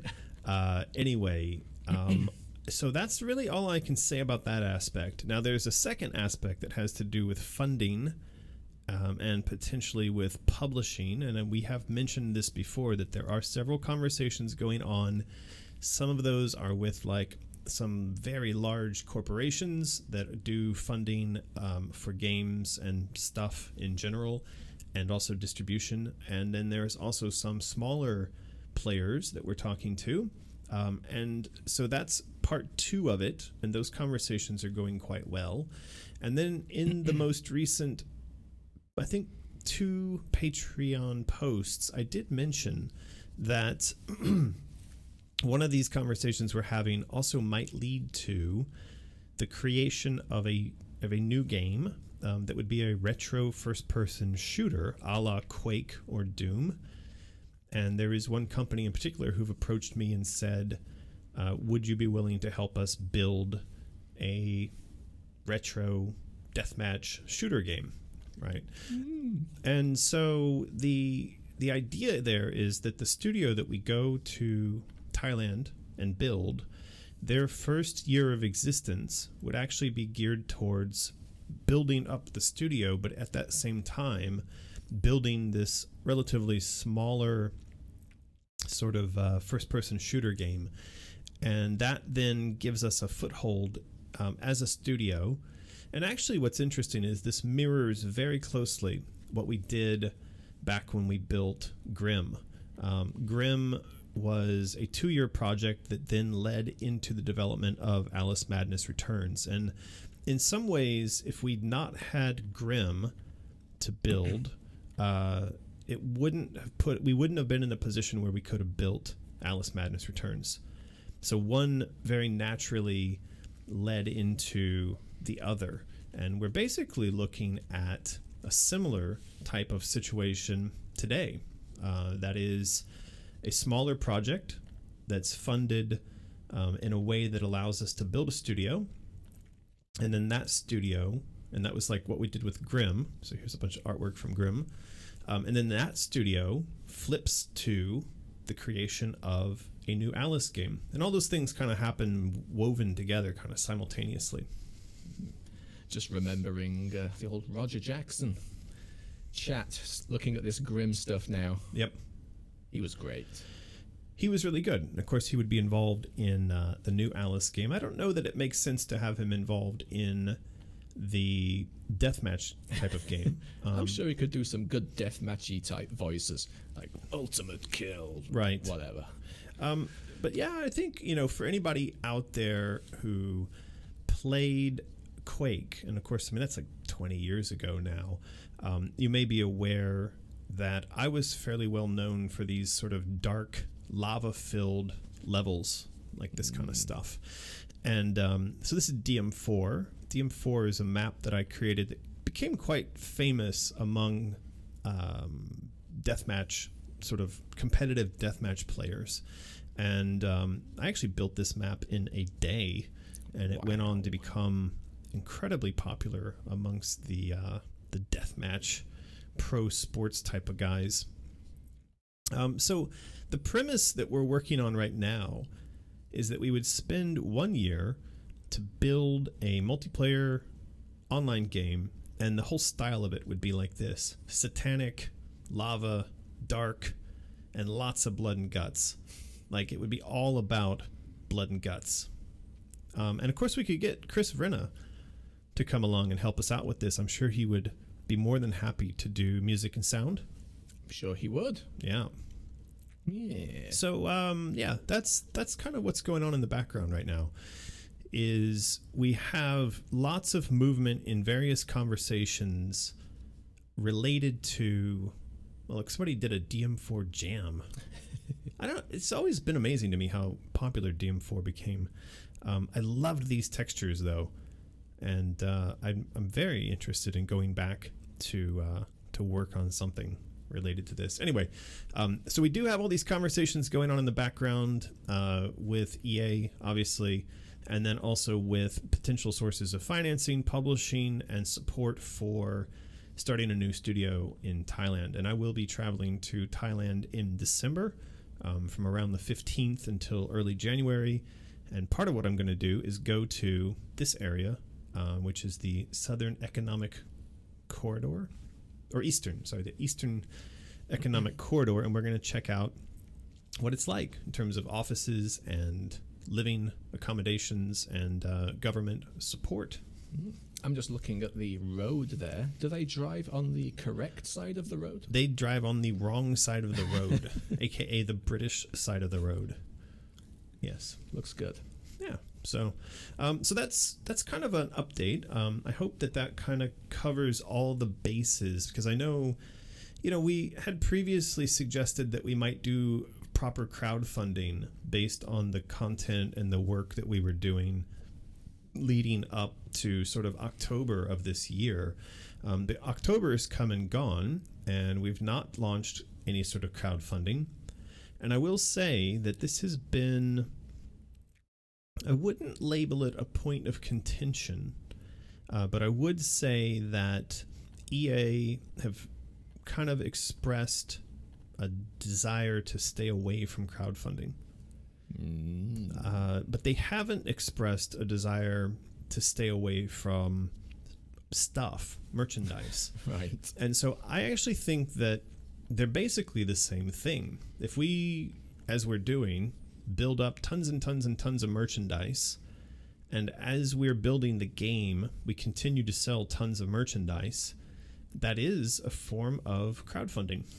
You'd need to sell a lot of merchandise to fund the game. Well, but that's not what I'm saying. Okay. What I'm saying is we have financiers who've lined up to pay for, say, 80% of the development costs. So the crowdfunding was never going to be about a larger portion of the development costs. The crowdfunding was going to maybe be $2 million. That I don't think is impossible for us to reach in terms of over the course of the 2 years that the game is in development. We release lots and lots of really interesting products, and the profits from that flow into continual support of the development alongside the existing development funds that come from these financiers. Yeah. Yeah. Just looking at Orange Rabbit. There he is. So, look, if we offered Orange Rabbit for sale, we'd probably sell quite a few of those. Yeah, I think so. It seems popular in a weird way. Well, this is exactly the point I'm making. We are doing something that combines the culture, the marketing, the audience, all those things together in a really interesting way. Somebody message retracted. Does that mean money retracted as well? Probably. I did see a name, but then it's gone. Considering the fact that Trump is often referred to as Orange Man, I don't know why people love Orange Bunny so much, but they clearly do. They do. I saw that there was some sort of story this week about a Trump, because we are making plush rabbits, right? So I saw that somebody actually produced a Trump bear. So it's a teddy bear. It's the Trumpy bear, and he's got Trump's hair on top. That's interesting. And apparently this thing has gone viral. Like, he's all over the place. Trumpy bears. And of course, look, this is on Alibaba. So I think this is just some crafty Chinese factory that was like, hey, we've got bears, and people seem to be really bothered about Trump. Let's just stick a bunch of like Orange Man hair on top of the bear and put a tie on him. It's a good idea. And there you go. You've got Trumpy Bear. It's pretty funny. Have made a lot of money. Well, the brilliance in this is you're going to get 50% of the... Look, he's making that face. The kissy face. He's making the kissy face. You're going to get 50% of the people who buy him, who cherish him, and the other 50% that burn him. I guess so. I mean, he's fantastic because he works either way. If you hate him, you would tie him to your bumper and drag him along behind the back of your car. And if you love him, you would put him on a shelf somewhere and display him proudly. But there he is, Trumpy Bear. It's a weird world we live in. It is. That's all I can say about that. All right, it is time for another contest. And I do think because we're suffering some significant lag and problems, this may be the last giveaway, and I think we may call it a day because we have gone through all of our art.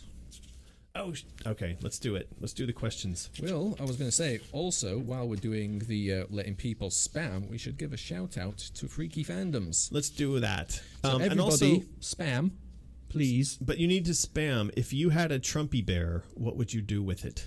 I want to know what you would do to a Trumpy bear. By the way, don't get the Secret Service coming to your house. Don't say anything too nonsensical. But let's do, while you're spamming, what you would do to your Trumpy bear. Let's what's going on there? Somebody's super chat.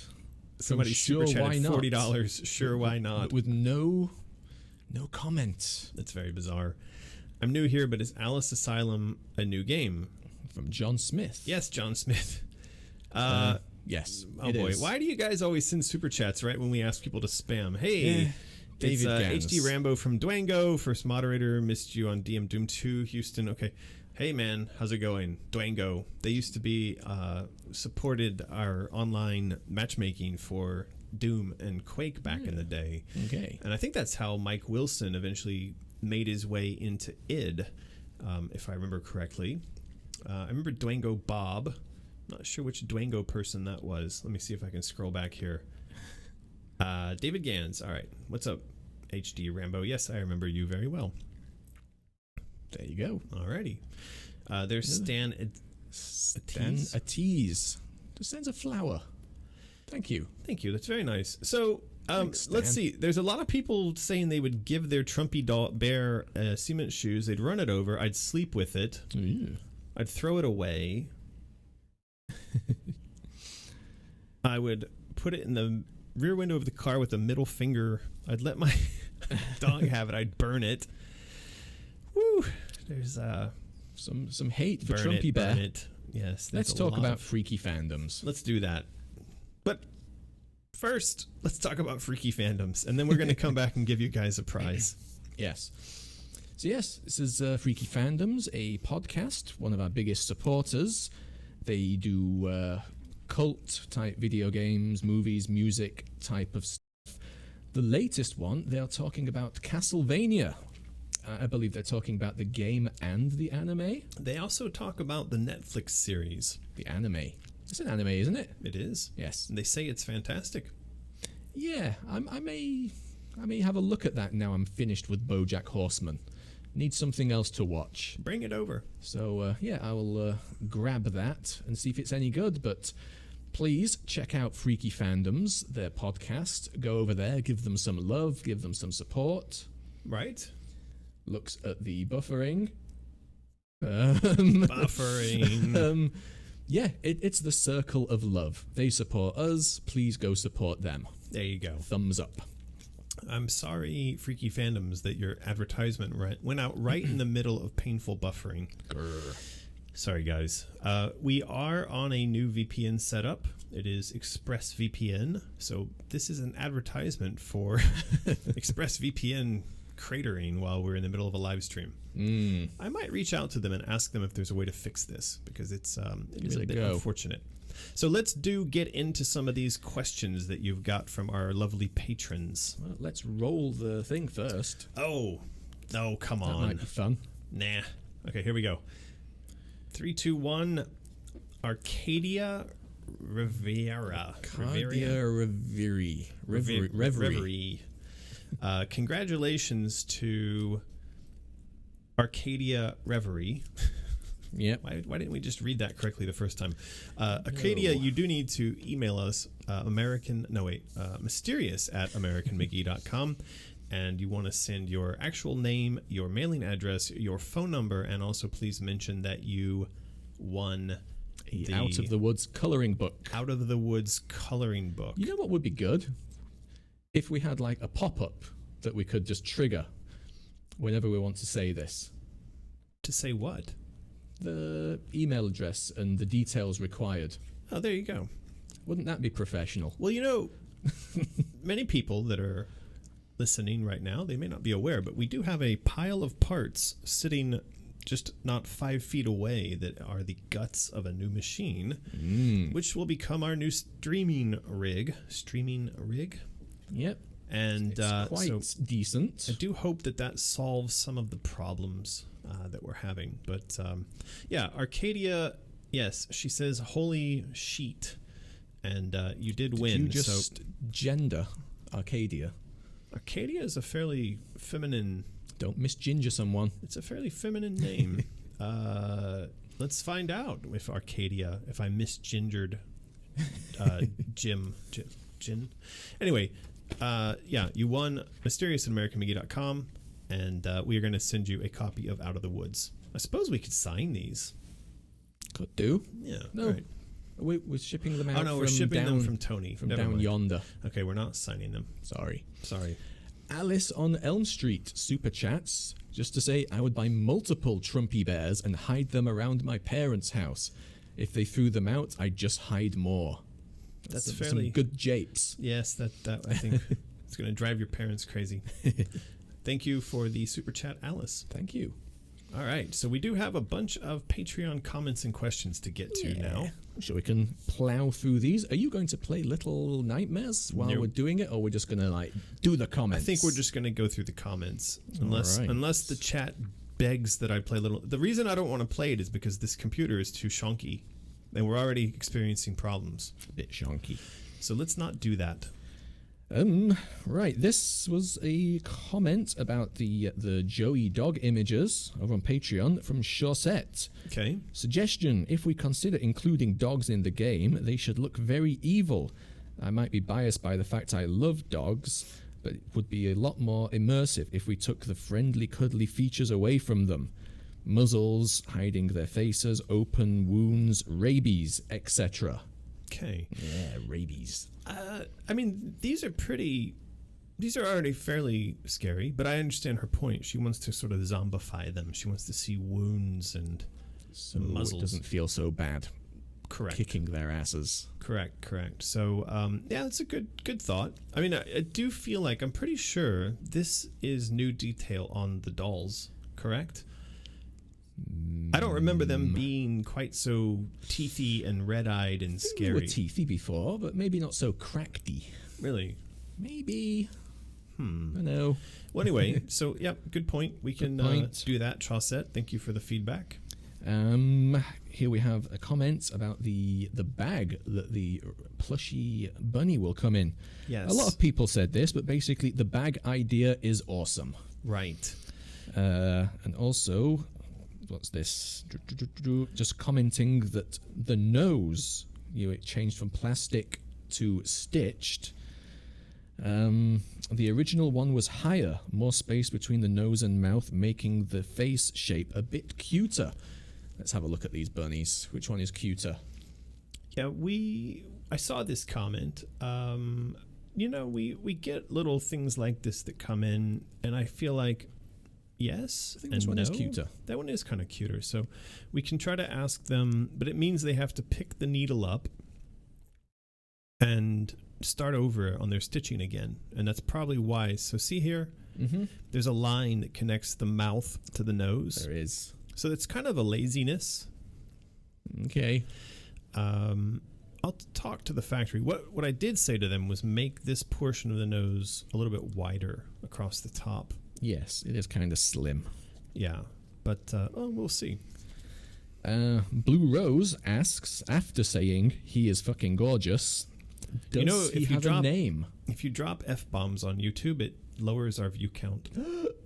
Yeah. Really? Yeah, I found that out the other day. Okay, so he is effing gorgeous. There you go. Does he have an official name? The rabbit? Yes. Well, I think that we so let's say no. I don't remember the rabbit ever having a name. Obviously, he is supposed to be her white rabbit. Now, clearly, he's not very white, but I think that's partly because we wanted him to go kind of pre-aged. Like he ought to look like he's kind of been through hell and back. Yeah, and he does. So no, I think he's just called Rabbit or White Rabbit. Okay. Yeah. I think people can name him what they like. Yeah, if he was nameless, it would be better for people to put their own stamp. Yeah, for sure. On him. Yeah. Jana North saying that it looks great, the greyness of the fur looking old and dirty. However, suggests that the arms are made an inch or so longer. Yeah, I saw this. So the response that I gave over on Patreon was to stop. Basically, stop saying that.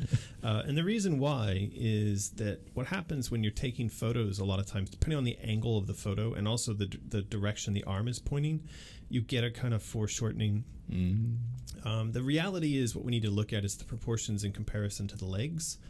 And it turns out that the proportions are correct. It just kind of feels off depending on the way that the camera is in relation to the model. But you can see, depending on how you hold them, they look fine. And that's because if you have it in person and you look at it, all the proportions are fine. So, yeah, we're not gonna. I'd be really hesitant to ask the factory like, "Hey, make the arms a little bit longer," because knowing these factories, like it'll come back like this 12 foot long. Yeah, exactly. It'll come back all spastic, and then you're gonna get a bunch of people who say, "No, the arms are too long," and then we'll have to include different size arms in the box, and no. Well, that feeds into the next comment that we've already kind of touched on here from Christine Phillips. Leave the button eye brown. I like him with the brown eye. Just leave it and change the nose to stitching. Yes. Well, there was a bit of back and forth on this. And again, this same thing happened when the rabbit showed up in person. So hold up that one, Martin. This is the black-eyed variant, and Martin has the brown-eyed variant. Now, I actually like the black-eyed variant. And by the way, the drawing, the concept artwork for this, the black eye is in the concept art. So I think, the black eye is actually more true to the actual rabbit. And I think it looks better in person. But again, this all is a matter of like lighting and camera. But it doesn't matter. You know why? Doesn't matter. Because we're going to include both the black and the brown in the box. So there you go. Yep. By the way, if you guys want these rabbits, do keep in mind that they are a Patreon goal, and that in order to unlock them, we need to hit a certain number of patrons. We currently have it set at like... For the rabbit? Did you set it to 3222? It's set at 3222. Okay. And so what you want to do is go over to Patreon and become a patron right now at $1 a month or whatever you're comfortable with, and help us get that number up, because we need to hit 3222 patrons in order to unlock these. And at the moment that they are unlocked, they will be shipped out to people all around the world. If you're at the $45 or higher tier. And that's actually a pretty good deal, because you're getting the rabbit plus you're getting the bag. And Yin... shipping. And Yin told me this morning that the kind of bag we're producing, which are these, they're kind of like linen, antique style bags with these logos, and there's like a carry strap. She was like, "You're giving the bag away?" And I was like, "Yeah, why?" She goes, "Oh, because if you go into like H&M or one of these shops to buy this, that bag by itself could be like $10 or $20. Ow. So she told me I was stupid for giving the bag away. Anyway, we're giving the bag away with the rabbit and free shipping, so it's not a bad deal. Even though someone on my Instagram did come along and go, $45, I'll just sew my own. And I was like, fine, go sew. Reminds me of that person that complained about the wallets. Yeah. He's like, I make my own. And then you check them out and they were just like a flap of trash. leather. Maybe. It was just, they like had cut a piece of leather and just folded it over. And like sewed both sides. Herded her. Oh well. What else Yes, you got? please help us raise the patron numbers. It's like $1 a month until we hit the goal, and then you put the number up. Yeah, exactly. Easy peasy. Lemon squeezy, as we say. What else we got here? Someone in the comments says The Shining. Yeah, I did this Photoshop of of Lulu. This was a kind of inspired by that scene where the two twin girls say, "Come play with us, Danny." So I got the the background and I photoshopped Lulu and the rabbits in there. It's a good picture. It's a good picture. Yes, Courtney makes a good point. It's a bit early for this, but they ask $45 tier or $35 tier. There isn't a $45 tier. You are correct. However, on the month that we hit the goal, you can remain at the tier that you are at and add money. So if you are at the $10 tier, add $35 that month. If you're at the $35 tier, add an extra $10 that month. You don't have to change tiers. Can I explain this a little more simply? No. I'm going to do it. Okay.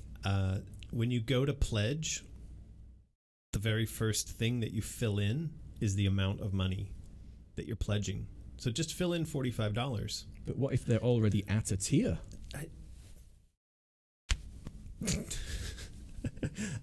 So if they're already at a tier, it'll stay. The next selection down is the tier selection, and so they're disconnected. You could pledge $500 and then select the $35 tier. Okay, that's how it works.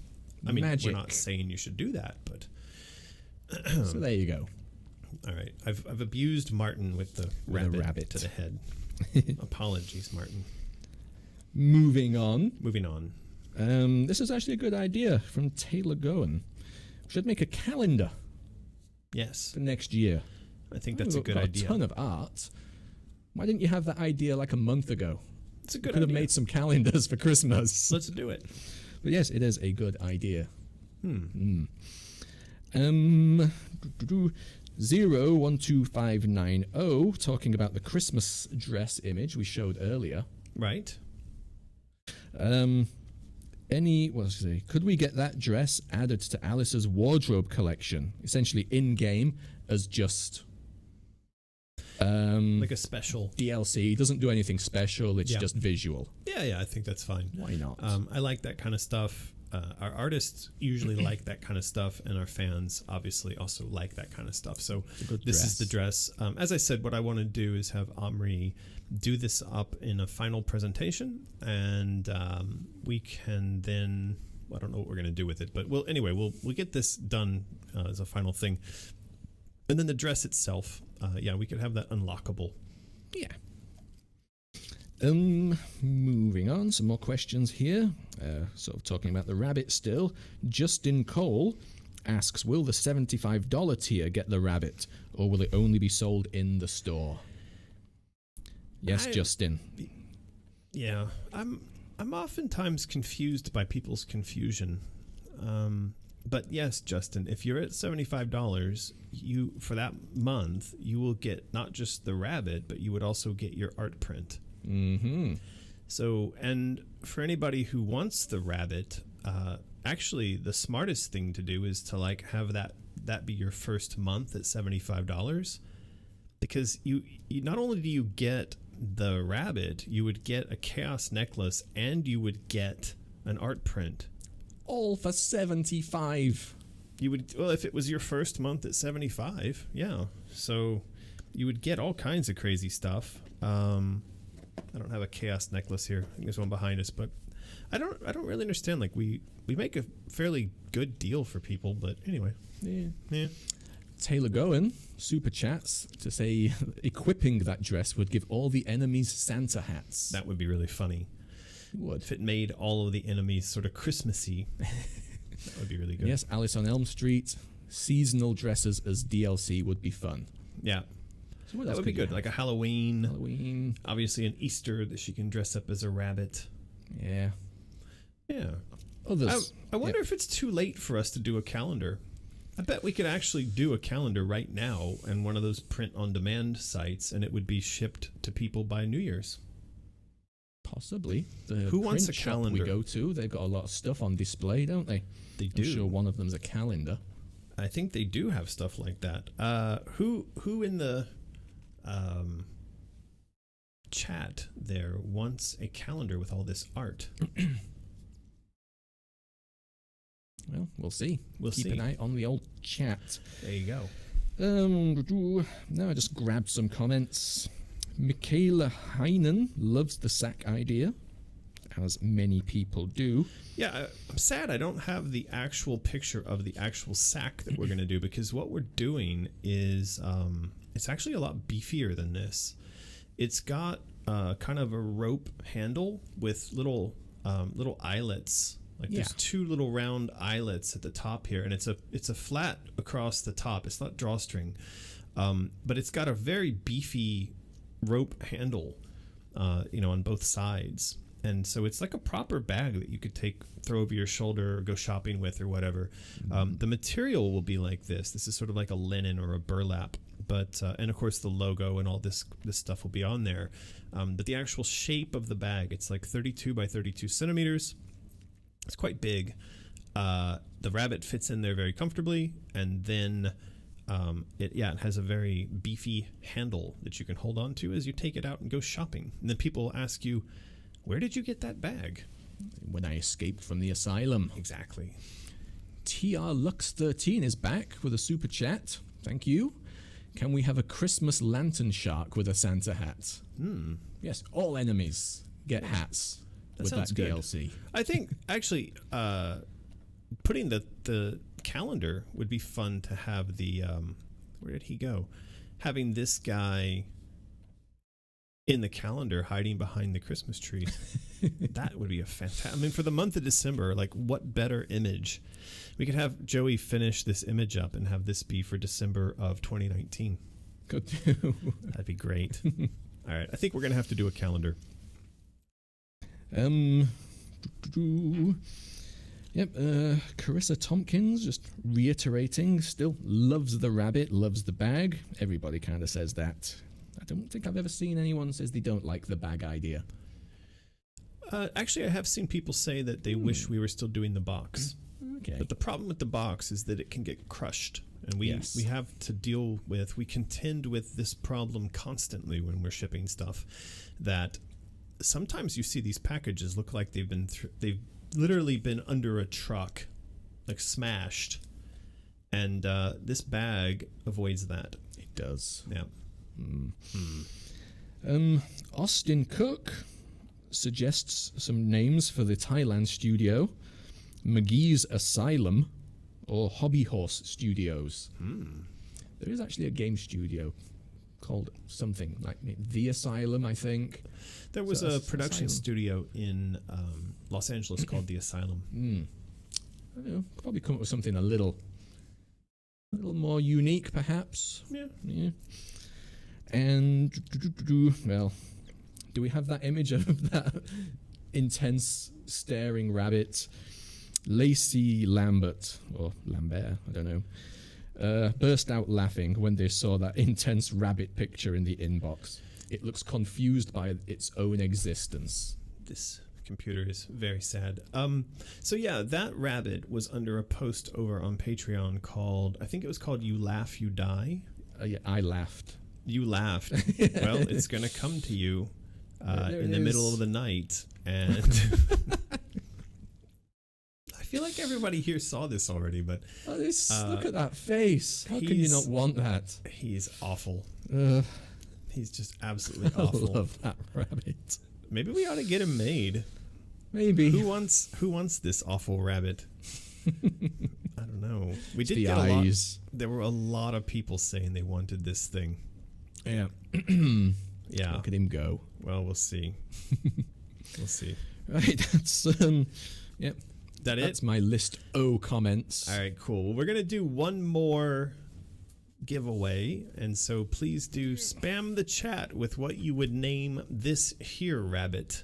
I think we called him Satan Rabbit or something, but why don't you guys spam the chat with what you would name this rabbit, and we will roll the dice and give away one last Out of the Woods coloring book. Yes.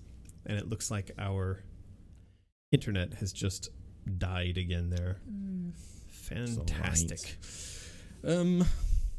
Yes, Blade Siskadal super chats would love a calendar where they can make notes. All right. Big Notepad. squares for the days. Notepad/calendar. Okay. So people Look want into to it. name it anything from Ted to Insanity Rabbity, Piper, Just No, Loose of Fur. Haha, very funny, Lucas. See, if I could choose based on puns, like I would just give it to Lucifer for to Lucas for coming up with Lucifer. Well, somebody said Beelzebub, but wouldn't it be like Beelzebun? Or Beelzebit? Red Riding Wabbit? Red Riding Wabbit. Yeah. Wascally Wabbit. Well, he's pretty horrible. What's funny is that they were given a piece of art to follow and didn't. And they really didn't. I mean, first of all, he wasn't supposed to have an eye on this. It's funny because they clearly gave this to someone and they just said like, just interpret it however. Probably. Can you imagine if you gave this factory things like Elmo? Like, what do you think an Elmo from this factory would look like? You gave him like a proper existing character. Can you imagine like what a Batman from them would look like? I'm sure it would be amazing. It would be for amazing. all the wrong ways. Exactly. That could be a thing. Maybe we could start a whole line of like terrifying copyright violators. Yeah. Just call them the violators. I always think of Robot Cop. Yes. There's like this kind of stuff. There's so much good stuff like that comes out of China, though, that, I mean, you could almost make a business out of that, right? This is Robert Kopp. So this is like the cheap Chinese, I'll be Robert back. Cop 2, I'll be back. They've even got the wrong futuristic Robert. It's Terminator Autobotic. It's exciting movie look, and also as a bullet point, it is toy. But the best selling point here is it's the furniture of law enforcement. Furniture of no. And here's Stars Warriors, Karate Farmer, Wise Puppet, and Door Ladder. Amazing. This is apparently Door Ladder. I like how he's got grenades strapped to his leg. Fantastic. But this seems like someone taking the piss. Maybe. Don't you think? This can't be real. This can't be like an actual Chinese factory that did that. Here's Spider-Man. Spider-Man. Yeah, and there's Robert Kopp 3. So I mean, Robert Kopp 2 apparently did all right. I liked Robert Kopp too. And then somebody came along and did Spider-Man, and this looks like Super Change. Super Change. Hmm. I don't know, but it's fantastic. And there's gonna be somebody that like grows up like in some country where they actually buy Spider-Man, and then they move to a Western country where there's real Spider-Man, and they're gonna be all confused. They're gonna be like, "You copied Spider-Man." I thought it was called Robert Kopp. There's a desktop wallpaper. Boy. Alrighty. Let's roll it. We're gonna roll it. Hey. There's Sure Why Not won the subscription. Won the subscription? I mean the contest, sorry. So sorry, my brain is on the furniture of law enforcement still. So there you go. So Sure Why Not, you won the Out of the Woods coloring book. If you could please email to mysterious@americanmcgee.com with your name, address, phone number, and please mention that you won the coloring book. And make sure that you do all that in a format which is easy for me to interpret. Do not force me into the furniture of law enforcement. Please don't. Because if I have to try to interpret whatever the hell it is you've written, you probably won't get your thing mailed to you. Yes, I've dealt with a few people recently who send their address as one long line of text. Yeah, don't Maybe do that. I could cope with that if they had commas, but they don't. Yeah, please try to write your stuff in a format that we can understand. Yes. So yeah, that's it for today. Robert Kopp. I think this is a jolly path old to ending. profit here. It's just making intentionally shonky, terrifying toys like this thing. I think so. All right, guys. That is it for today. We will be back next week, hopefully with a new streaming rig and with some of these buffering problems sorted out. Fingers crossed. And we should also have new artwork and updates on a variety of the things we talked about today. I hope that we're coming back to you to talk about the shipping of Out of the Woods. That would be fantastic. That would be fantastic. We do want to ship Out of the Woods to all of you woodies. So that will hopefully be a bit of the news next week, along with new art, new story, and a new streaming PC. Woo! All right, guys. Okay. As always, lots of fun. See you again this time next week. See you later. Bye-bye.